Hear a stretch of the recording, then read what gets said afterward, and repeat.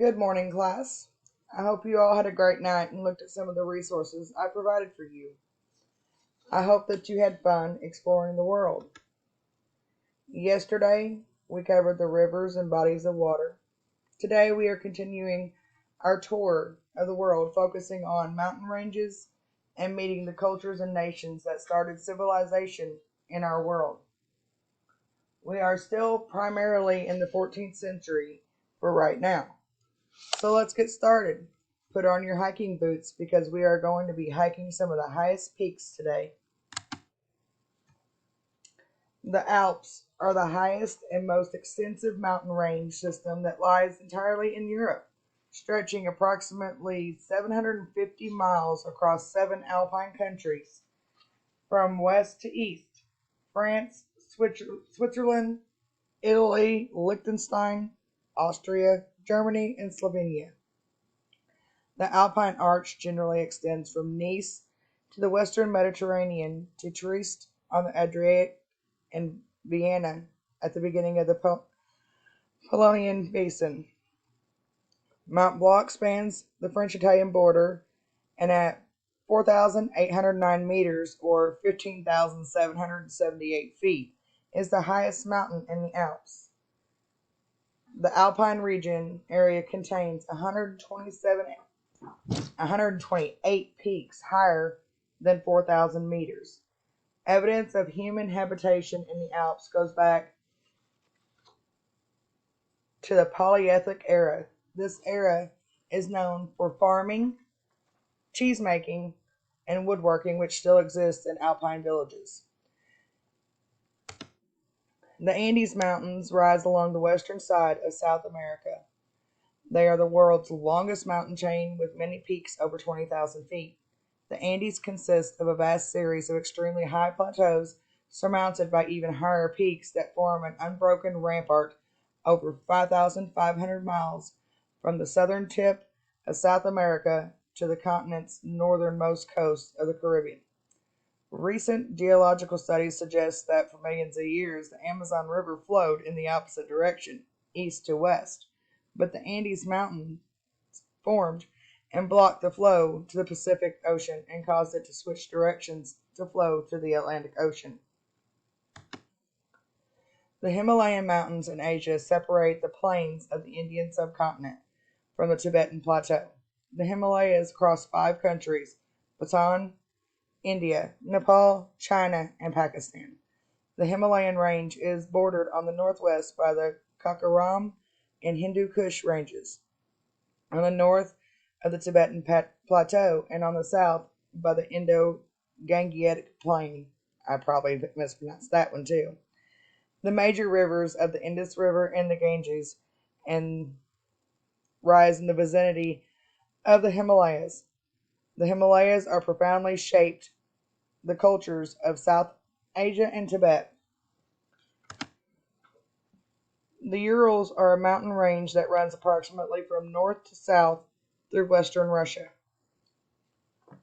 from the coast of the Arctic Ocean to the river Ural and northwestern Kazakhstan. The mountain range forms part of the conventional boundary between the regions of Europe and Asia.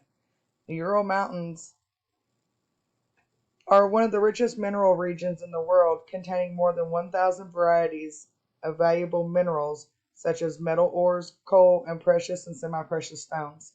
Since the 18th century,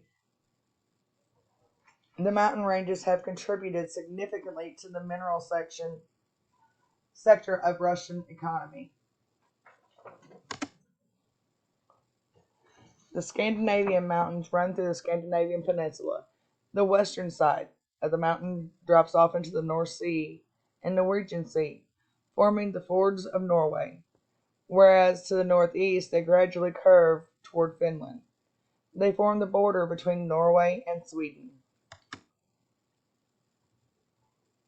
The Carpathian Mountains are a range of mountains forming an arc across Central Europe. Roughly 930 miles long, it is the third longest European mountain range after the Urals at 1,600 miles and the Scandinavian mountains at 1,100 miles. The range stretches far to the eastern Czech Republic and Austria in the northwest through Slovakia, Poland, Ukraine, Romania to Serbia in the south. The Atlas Mountains is a mountain range in North Africa. It separates the Sahara Desert from the Mediterranean Sea and the Atlantic Ocean. The Atlantic is derived from this mountain range. It stretches 1,600 miles through Morocco, Algeria, and Tanzania. It is said that a continental collision occurred. In the case of an African-Europe collision, this caused the formation of the High Atlas, as well as the closure of the Strait of Gibraltar, and the formation of the Alps and the Pyrenees Mountains. The Atlas is rich in natural resources. There are deposits of iron ore, copper, silver, mercury, rock salt, phosphate, marble, coal, and natural gas, among other resources. The Pyrenees is a mountain range straddling the border of France and Spain. It extends nearly 500 kilometers from its union with the Cantabrian Mountains to Cap de Croce of the Mediterranean coast. Now that we know a little bit about the mountain ranges, we will rest from hiking all those high peaks. Now we will discuss the cultures and nations that were in place around 1400 AD.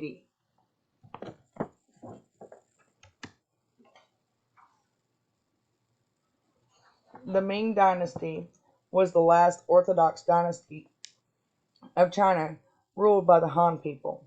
The Ming Dynasty founder, the Hongwu, attempted to create a society of self-sufficient rural communities ordered in rigid, immobile systems that would guarantee us and support a permanent class of soldiers for his dynasty.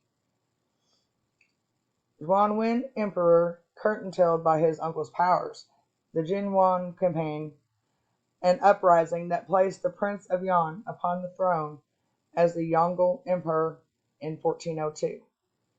The Yongle Emperor established Yan as a secondary capital and renamed it Beijing, constructing the Forbidden City, and restored the Great Canal and the primary of the imperial examinations and official appointments.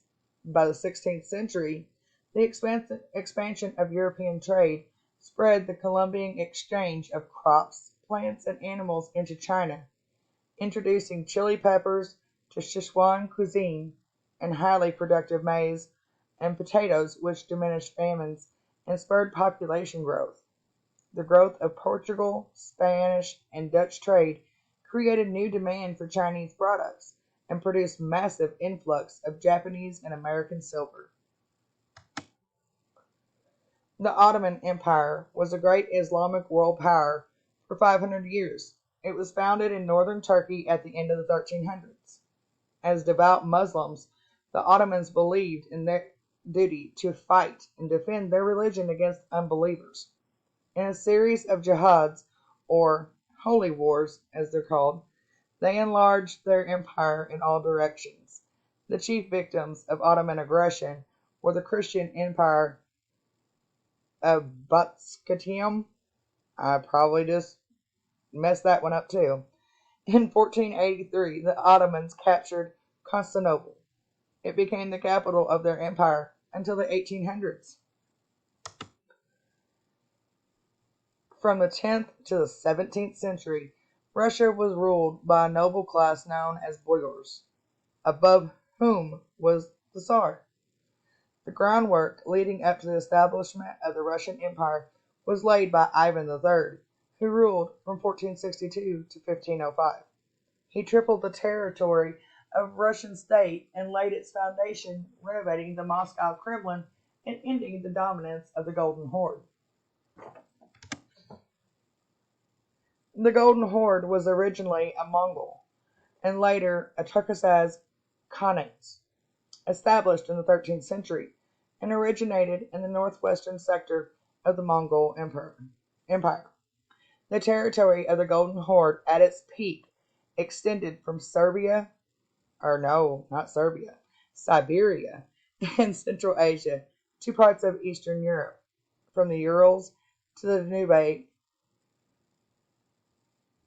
Danube in the west, and from the Black Sea to the Caspian Sea in the south, while bordering the Caucasus Mountains and the territories of the Mongol dynasty.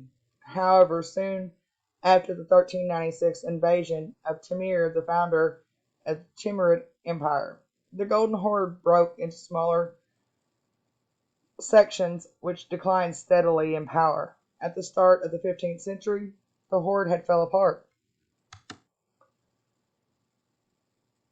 In England, Edward III reigned from 1327 to 1377. He restored royal authority and went on to transform England into the most efficient military power in Europe. His reign saw vital developments in legislature and government, the evolution of the English Parliament, as well as the ravages of the Black Death.